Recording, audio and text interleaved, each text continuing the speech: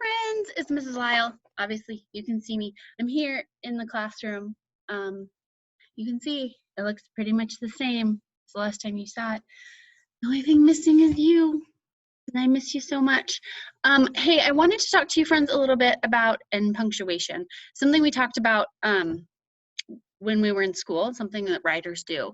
But I just wanted to remind you of this because since our school for the rest of kindergarten is going to be on the computer, and it's hard for me to see your writing, or I see your writing, but it's just not the same as when we're doing writer's workshop in the classroom.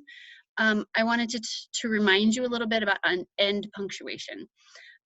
End punctuation is called end punctuation because it's at the end of a sentence.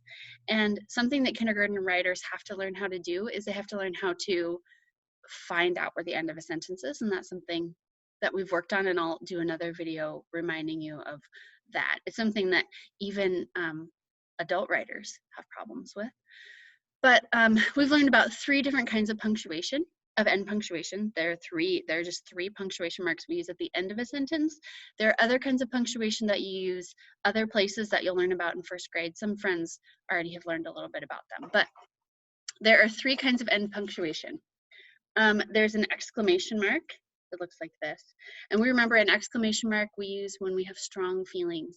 So excited, angry, mad, really happy.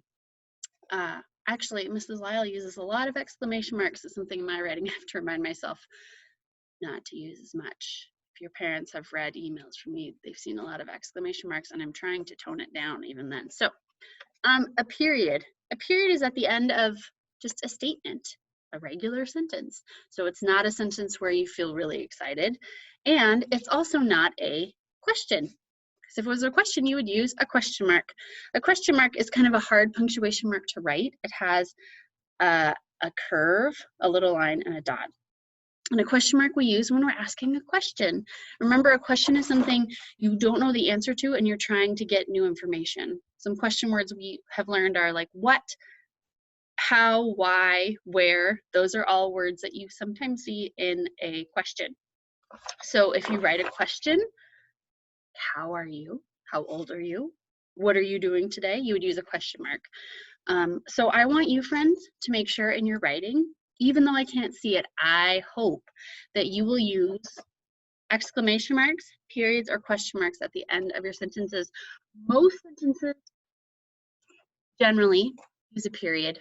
That's just kind of the one that we usually use. Yeah, so we're going to talk more about other things that great writers do, but one thing I wanted you to try to remember with your writing is to use periods, question marks, or exclamation marks at the end of sentences. And that's something that kindergarten writers do, and you're all great writers. I'll see you soon.